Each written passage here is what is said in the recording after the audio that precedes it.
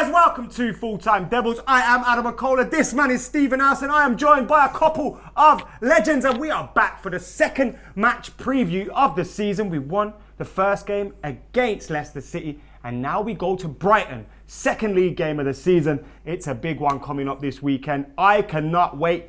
Look at his face. He can't wait either. And I've got with me today to discuss this game not only Stephen Arson, Radio Gaz, Statman Dave, and Mr. Thick Legs himself, John Shin. Guys, how you doing? Can I get a? Woo! Only the American scream. He's used to being in crowds on Jerry Springer and stuff. Come on, guys. Can I get a? The cultural difference there between the Americans and the Brits. I love it. Right, then, first things first, we are going to talk about Jose Mourinho and his third season syndrome. Is Jose Mourinho going to leave Manchester United at some point this year? Well, there's been reports this week that sources at Old Trafford are confident that that is not the case, and they are confident that Jose Mourinho is still the man for the job. But what I want to ask you guys is, are you guys confident? Do you think this could be Jose Mourinho's last year in the job, or could he still be managing Manchester United this time next year, and as a result, therefore, be in his longest job ever? Do you want me to start? Go on then, seeing as you sat next to me. Third season syndrome with Jose Mourinho. At Chelsea, came runners-up to United, obviously. That was the start of us winning 3 on the bounce. I got to a Champions League semi and won the FA Cup. What an absolute meltdown that was. He did get sacked though. No, he didn't. Got sacked the following season. Oh, yeah? Anyway, Real Madrid come second to Barcelona, 85 points. Barcelona won the league with 100 points. So really, you're not really going to improve your team that much, really. 100 points is pretty special. Champions League semi. Lost in the cup final of the Copa del Rey. What an absolute meltdown. If we're talking about meltdowns, Jurgen Klopp needs to have a meltdown and actually do something, doesn't he? Because he's having all the praise that's coming his way, but yet still failing to win things. Jose Mourinho, with his third season meltdowns, still winning more things than Jurgen Klopp having his best seasons. That's what I love about this. Like, the third season syndrome thing has kind of been put out there by fans and by the media and stuff like that. But then United have come out and said, we're not bothered by it. It's kind of like a fictional thing. Also, Jose Mourinho had both of the first and second ranked longest reigns as Chelsea managers under Roman Abramovich. I've got it written down. 185 games in his first, 136 in his second. And it's only Conte and Ancelotti that have got over 100 games as Chelsea manager out of the 11 managers that Roman Abramovich has had as well. So if Jose Mourinho lasts that long and has a meltdown, what's going on with all the rest of these managers that don't even last that long? Go on, guys. Do you know what I fucking hate? Right. We're talking about United. We're talking about Mourinho. How in the opening minute have Liverpool and Klopp been brought up once again? Like, can we not just focus on United rather than be like what because City we're fans talking and about the fans media, used to be Gaz. like, where they're always comparing themselves to us. Let's look at ourselves and what we're doing at the minute. If you wouldn't rather have had the season that Liverpool had last season to the season we had, then I don't know what you're on about. I would. Gaz, they came fourth. Some good attacking football. They went got from to the Champions fourth League to final. fourth. What a season! What a season for them. I would much rather have had that season than to watch some of the fucking dross that we had to last season. We lost the cup final as well, Gaz. At the same time, Jose Mourinho didn't do anywhere near enough to get sacked last season. And this season, the whole talk of a meltdown, I can't see that happening at all, because I honestly think that Jose has a little bit more respect for United than he has done a lot of his past clubs. I don't think that he'd just leave us in a complete state and then go. I can kind of see some average 4th place finish for us this season, and then he's carrying on and hopefully improving into next year. But at the minute, I don't know, to be honest, what it'll take. Gaz, do you feel like every time that Jose has kind of lost a job, or a lot of the time, he seemingly has lost the dressing room shortly before that? And this goes to everybody else as well, because we'll go around to years after Gaz has finished. But do you feel like he could potentially do that here? Because you're hearing some of the talk about Paul Pogba. I know he wore the armband and all that stuff at the weekend. We've had Martial's issues over the last 18 months. We've had Luke Shaw. We've had a lot of players that maybe haven't been treated publicly as well by Jose. Do you think he could potentially lose the changing room like he has done in the past? The thing is, that second time at Chelsea, the dressing room should have backed him a little bit more, I think. I think it was some of the players' fault that I think Jose didn't know what they were doing. a little bit, as Dave says there. I disagree a little bit. I don't think so, to be lie. honest. I honestly, it's what I said before about him. I think that this is proper red-tinted glasses, this, by the way. But I think he has more respect for United than he has done any of his past clubs. And I don't think that, I think if he was to leave, I don't think he'd want to leave us in a state as maybe some people would say that he has done in some of his past clubs. I personally don't think he would care, because if he's going to get into a position with a board where they're going to pee him off potentially, then why should he care how he leaves the club, because they're going to have done him. Anyway, John, do you fear that his relationship with the board could be something that comes to the forefront this year? Because it doesn't seem to be rosy. I mean, we're at the end of the day, us fans are never going to really know what's going on behind the scenes. All these players, Jose Mourinho, the manager, Ed Woodward, whoever it is, when they come out into the media, they have their own agenda. That whatever they're saying is not exactly, should be taken as for granted. Jose Mourinho might be saying these things about the media, about the club, and about the status of transfers and whatnot, not because he actually just doesn't like Ed Woodward or he just doesn't like his players. He might be going to into his dressing room telling his players, look, guys, don't listen to what I'm saying because I'm trying to do this because I got my other intentions. I mean, we don't know what the situation is. I mean, moving aside from that, that article from Sky Sports, they talked about how Jose Mourinho was still going to stay at the Lowry or something like that. I don't understand the logic behind that. I mean, I guess because the idea of a hotel doesn't really exemplify sort of like stability and getting their feet into the ground. The Lowry is an excellent place. That hotel is freaking nice banging. It is a beautiful place. Yo, whoa. Do you see sponsored by Lowry anywhere on this preview? I'm sorry. Hold on. I'm sorry. Other hotels are available and maybe better, true. unless That's Lowry true. want to pay us. That's true. Lowry, pay full time. But anyways, my point was, Jose Mourinho seems to me, for me, like more of a family man, and I think he'd rather spend his assets and his money on his family as opposed to moving them around and things like that. But it's just like the hype and the media just going against Jose Mourinho, I think is unfair, and I think this whole bias about the third season syndrome is just kind of ridiculous, and I think it's just a way for media to generate clicks and hype. Does he bring it on himself, Statman Dave? Does he bring it on himself? I don't think so, no. In fact, we've already discussed about this. I think it's the media and it's those types of things, taking little snippets of information, not taking the bigger picture. That's just classic media these days. They pick one comment out of the whole thing and it's like easy to paint whatever story you want to pay. But in terms of what Mourinho's doing, his deal's supposed to be till 2021, so there's another 3 years left of Mourinho if he stays with his contract. If Man United become a club that don't start giving managers that sort of time length, then we'll be as bad as Chelsea, if you get where I'm coming from, that you need to give these managers the time to do what they want to do. It's not simple. Football isn't a simple game where you sign 25,000 players and you're going to win the league. You need that structure. You need to be able to put a system in play. And if you look at United's team, right, from like the sort of a younger perspective, right, David De Gea in goal, 26? You've got Dalot at 19, Lindelof 24, Bailly around 23, Shaw 22 into midfield. You've got Pereira 21, Pogba 25, Fred 25, Martial 22, Lukaku 25 and Rashford 20. That's like a base of a really, really, really good young team. And again, if you were to be like Mourinho to leave before that time, it would almost be a bit stupid that we're doing that as a football club, is that with this young squad now that we've put together really well, to be fair, like we've got to give Mourinho time to have those players when they're at the peak of their careers. We all know Mourinho is really good at working with when they're players at like 29, 30. Why can't he do that at Manchester United?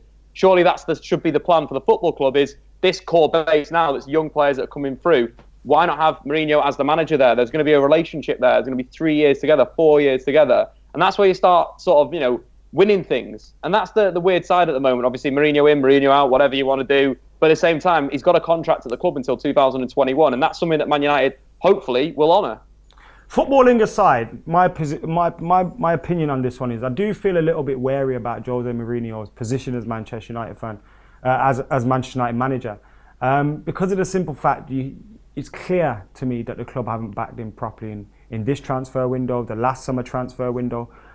It's clear that hasn't happened. There's also clear that there's other little issues going on elsewhere. And I feel a bad run of form could see that explode. But if we didn't win last week, it'd have been horrendous. Yeah, exactly. So that's what I think. I think with the way Ed Woodward's going on about his business, Jose Mourinho, these two kind of publicly having those issues, Jose sending messages out, I feel that's going to become a bigger problem for Manchester United as the season progresses. I also feel the failure to back him You mentioned how we've got a young squad. I feel that that's come more by accident than by design.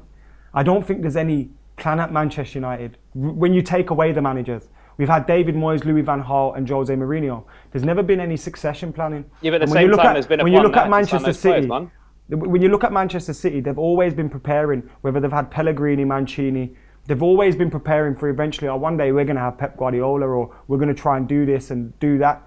Manchester United haven't got that. We've had owners that have looked, how can we get more money out of the club rather than what can we put into the club to get that club blossoming.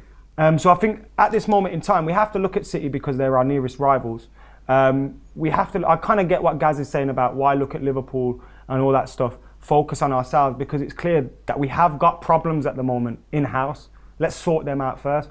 But I don't think they're just footballing problems, and that's the worry for me. Because if they are just footballing problems, a good run of form, something just clicking, that it can easily change things very quickly. With how young that side clearly is, as Dave mentioned there, it's a very young side.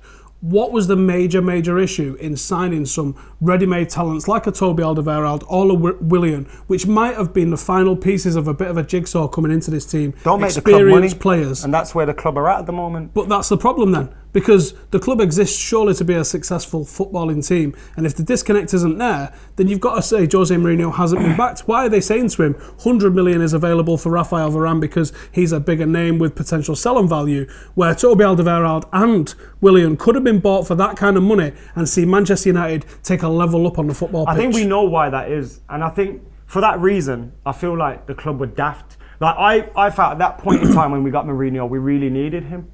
And I think he's definitely, I thought he would have won the league by now. But I think apart from that, he's done kind of what we expected him to do. But I feel like the club have appointed a manager that their vision doesn't match. So if you want to buy him young players and you want to do this and do that, you don't get a Jose Mourinho if you're not going to buy him the players he wants. Because yes, he can get the best out of players and he can get more out of some players. But he does rely on a lot on having a checkbook there that he can spend and go to. It's almost not fair to judge him if you're not letting him sign the players he wants. Yeah, I agree. It's a very weird moment at the moment at Manchester United between the board and the manager. And even the fans, like the feeling amongst fans. It's all a little bit weird, but it could change very quickly for better or worse, which is... Anyway, moving on from that, and to something that could change for better or worse very, very quickly as well. It's the Renaissance man. It's Mr. Luke Shaw. He's our joint top goal scorer this season in the league, if you didn't know. And Luke Shaw scored the winning goal, what turned out to be the winning goal for Manchester United at the weekend. But despite from that goal, which obviously was a great thing to see, an excellent first touch around the defender, got past him, tucked it in. But apart from that goal, because we shouldn't really be judging a left back on their goals, what have you guys made of his pre-season, his start to the season? And do you think this could... We've had a year, especially when he just before he got injured, where we thought, this is the year of Luke Shaw. But is this the year of Luke Shaw? I'm going to go to John first. I think this is the step in the right direction for Luke Shaw. I don't want to jump the gun and say anything about how Luke Shaw is going to solidify this position in this left back role. We all know how much some of us here have a huge dislike for Ashley Young, but we cannot take away the contributions that he's given to Manchester. Stop right there. Some of us might not like Ashley Young starting a lot, but I like him. You like him, don't you? As a person, he doesn't like him. I like him. I just want to put that in case people are thinking John's talking about Adam. I like Ashley Young. I am not. He's a nice guy. He's just not a very good left back. So Steve doesn't like Ashley Young because he's an idiot. That's how we can leave it there, John. Because Ashley Young's an idiot, or because he's an idiot. Look, I'm obviously. I'm not trying to cause division here amongst you guys, but my point well, is... you did. Well done. Ruined Christmas dinner again, John. Thanks. Typical Americans coming on here causing division and war. Yanks. All right, anyways, guys. So, irrespective of what you feel by Ashley Young, he was a massive contributing factor in the squad last season. And just because he was out for a extended break after the World Cup, that doesn't mean that he's going to lose his spot immediately. I mean, Jose Mourinho is definitely going to take a look at this a lot more seriously.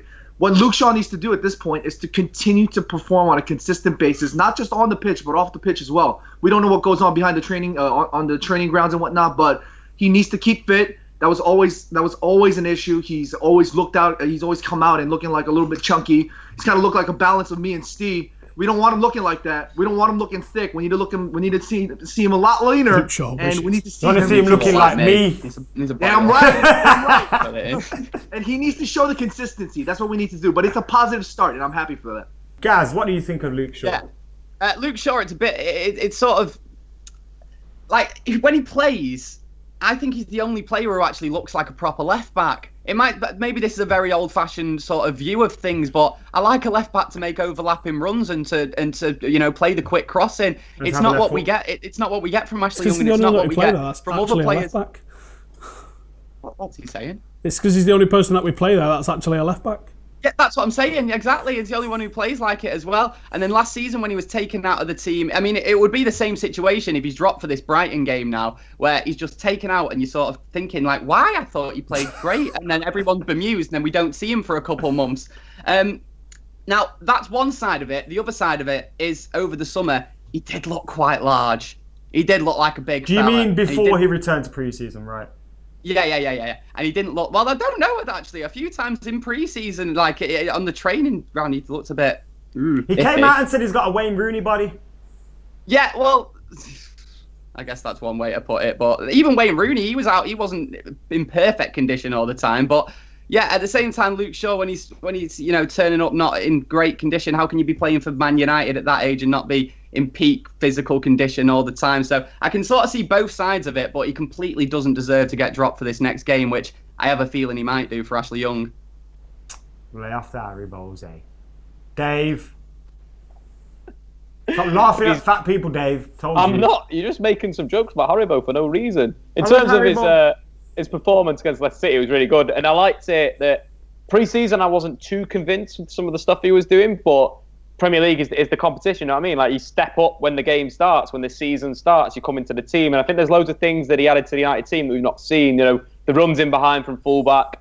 We need that. Like, with the team and how United play, the width is so important from the fullbacks. And the goal, obviously, he did it a few times where he's actually running in behind the defence. And I really like that. It defensively was very good as well. And I think that's the thing that he needs to keep doing, is just doing everything right. The one mistake he did make was when Vardy sort of pickpocketed him and then crossed the ball. He's obviously got to cut that out of his game and keep the level of performance really high, consistently making the runs, winning his tackles. He won 3 out of 3 of his tackles against Leicester. So it's one of these things where he just needs to keep doing what he's doing, working hard, maybe, pushing himself a little bit further with his delivery. That's still something I think he can work on. So he just needs to keep improving. But the positivity, and you saw how all the United players reacted when he scored, how they went to him, Pogba's comments, how the rest of the lads really want this guy to do well. That kind of signals to me that he is working hard. So if he continues to work hard, whether or not he gets dropped this week or not, he'll be back in the team. And that's the key thing for Luke Shaw, is just continually driving, continually pushing on. And that's how Via Mourinho's team is, just that work rate, really.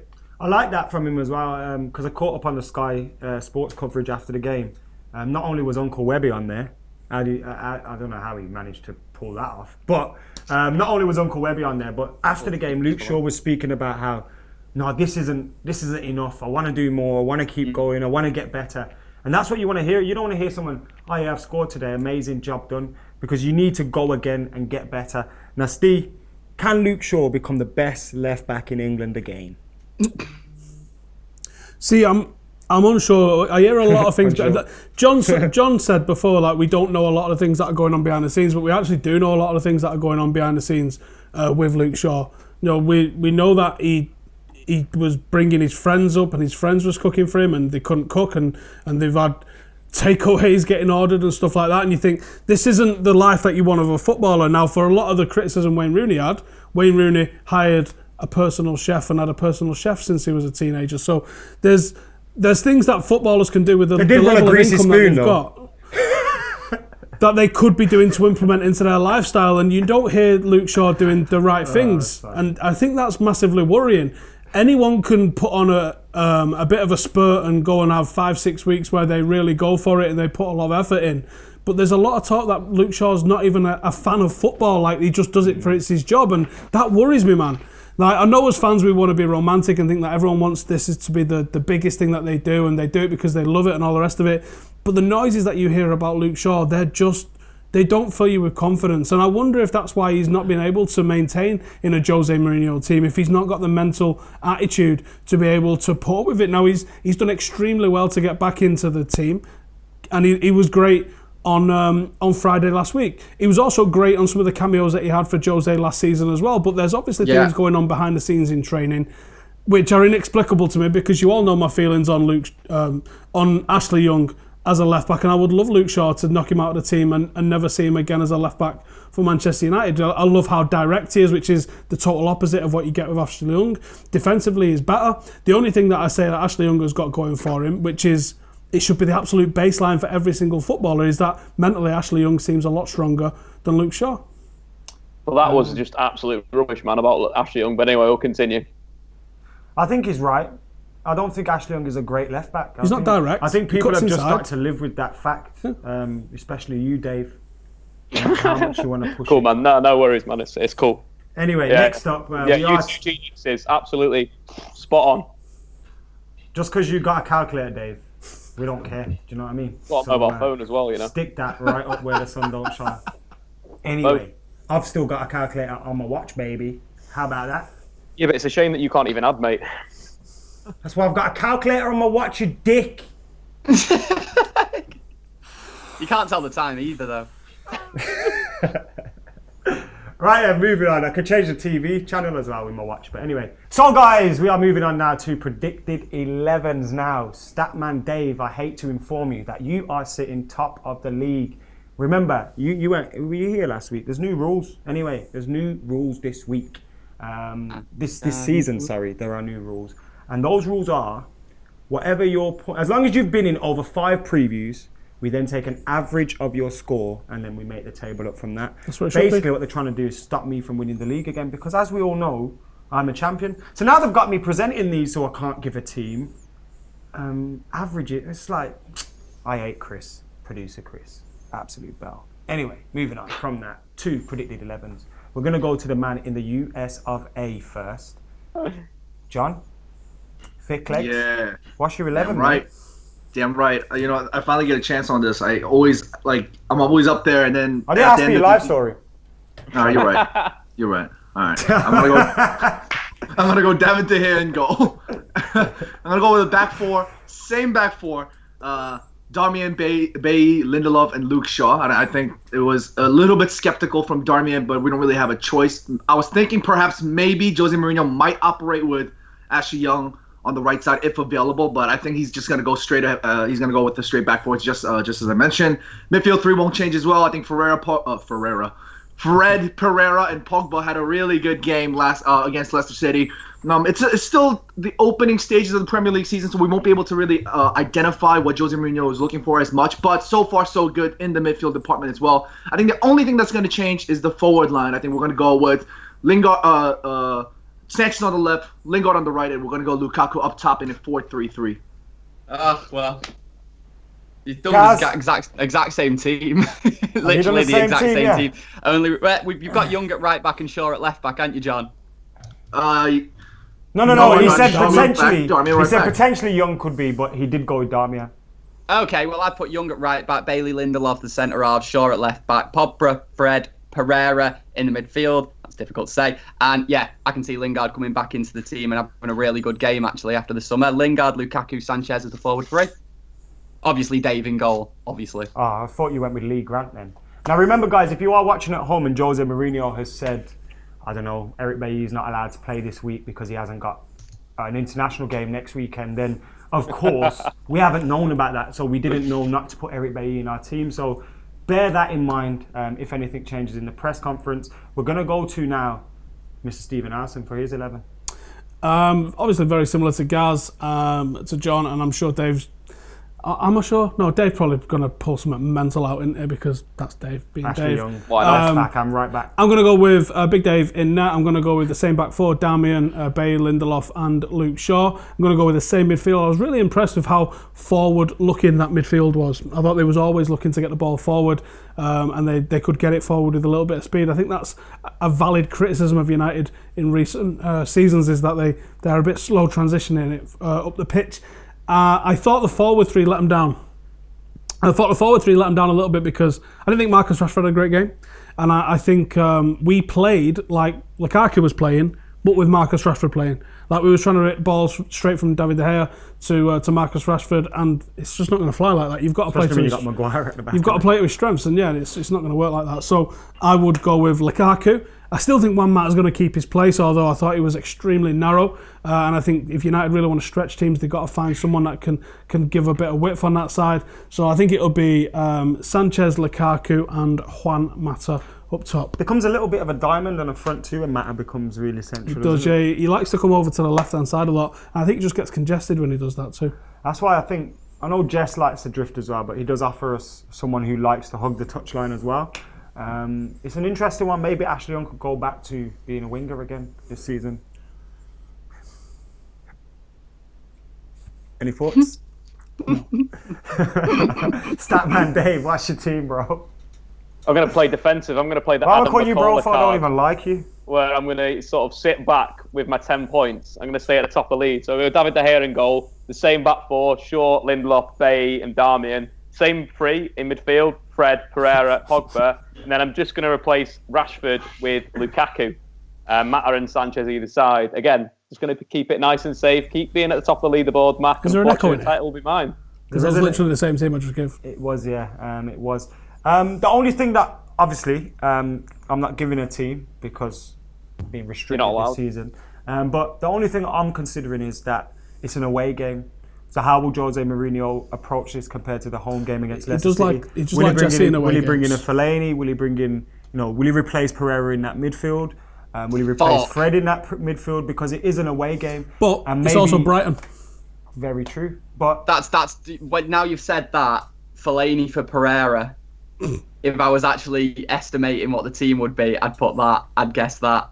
Well, it's too late, Gaz. Can we not change my team? No, you cannot. But I'm not saying that's what I want to happen, but it's what's going to happen. That's exactly what you just did. Right then, Brighton next. Dave, you usually have a bit of knowledge. Yeah. What do you think about Brighton? Chris Hughton, great manager, isn't he?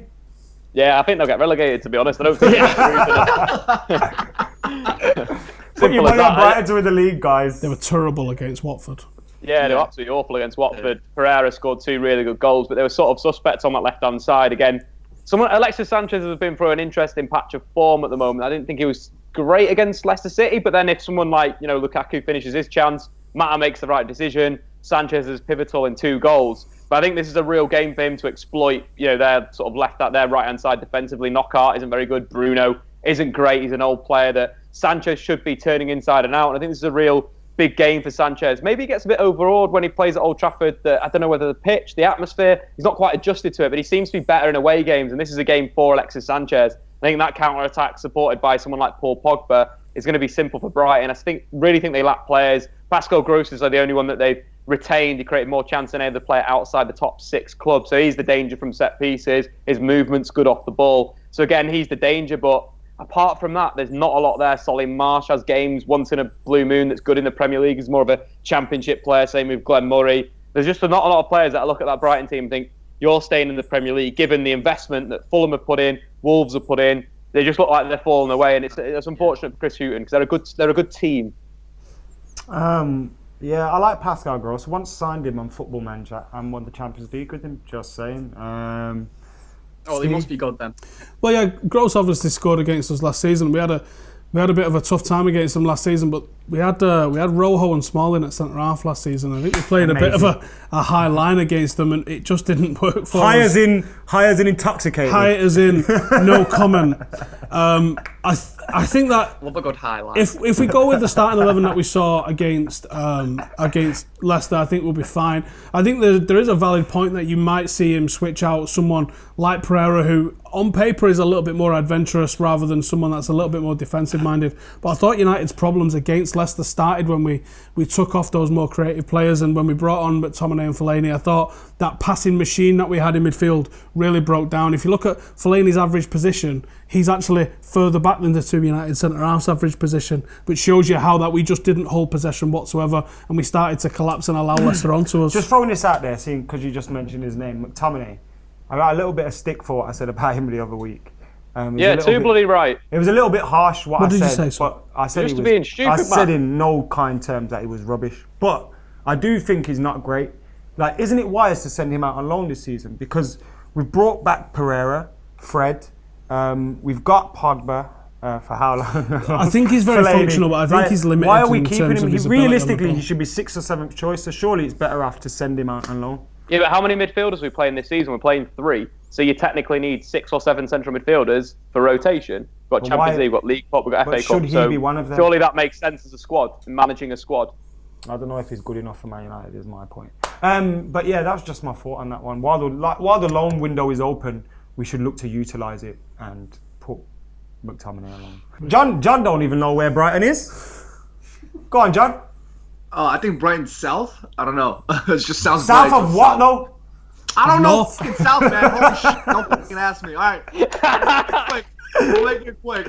Last season, I actually remember Adam when he was reviewing. I think it was in the beginning of May. Don't when we remember anything lost- I say, John. Well, Yeah, we- Adam talks utter trash.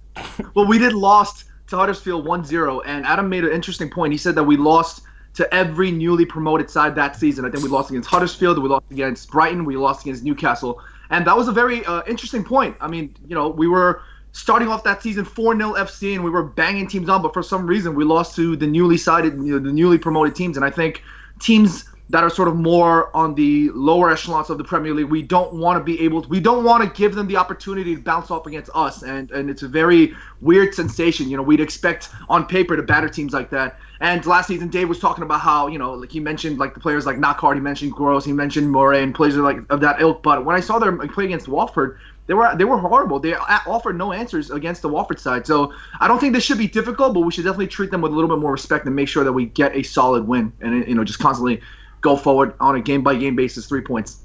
Go on, Gary.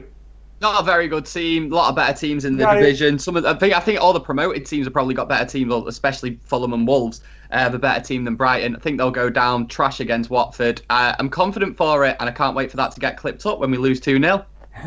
Yeah, I've just been thinking about all this. It sounds very similar to that Huddersfield preview last year, and then Victor Lindelof forgot he had a head. That's With why his I'm two-headers. saying we need to be a lot more wary. They're not a newly promoted side, but they're still not. They're still in the lower They're still a half. championship team, is what you're trying to say, John. Thank you, Adam. No problem. Got there in the end, John. John? Yes, John? sir. I just want Yes, to keep sir. saying your name. Don't call me sir. What are you calling me sir for? You're the only person to Yes, ever ma'am. do that. John, what's your score prediction? I'm gonna go 2-0 to Manchester United.